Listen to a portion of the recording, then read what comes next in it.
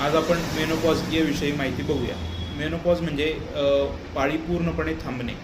तर याची सुरुवात वयाच्या 40व्या वर्षी सुरू होऊन वयाच्या 55व्या वर्षापर्यंत ही स्थिती शरीरामध्ये कायम असते। तर मेनोपॉजची व्याख्या बघायला गेलं तर सलग 12 महिने पाळी न येणे याला मेनोपॉज असं म्हणतात। याची आपण 3 स्टेजमध्ये माहिती बघूया। तर पेरीमेनोपॉज, मेनोपॉज आणि पोस्ट मेनोपॉज।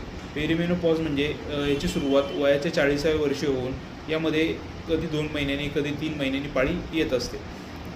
त्यानंतर मेनोपॉजमध्ये सलग 12 महिने पाळी न येणे याला मेनोपॉज असं म्हणतात। आणि पोस्ट मेनोपॉज म्हणजे मेनोपॉज नंतरची जी काही वर्ष असतात त्याला पोस्ट मेनोपॉज असं म्हणतात। याची लक्षणं काय काय असतात तर हॉट फ्लशेस, मूड चेंजेस,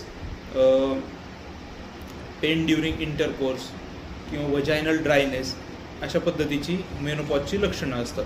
त्यामध्ये कारणं काय काय आहेत मेनोपॉज होण्याची तर नॅचरल म्हणजे नैसर्गिक पद्धतीनं आलेलं वृद्धत्व, शरीरामध्ये इस्ट्रोजन नावाचं जे हार्मोन असतं त्याची झालेली कमतरता यामुळे मेनोपॉजचा उदय होतो म्हणजे मेनोपॉज होतो।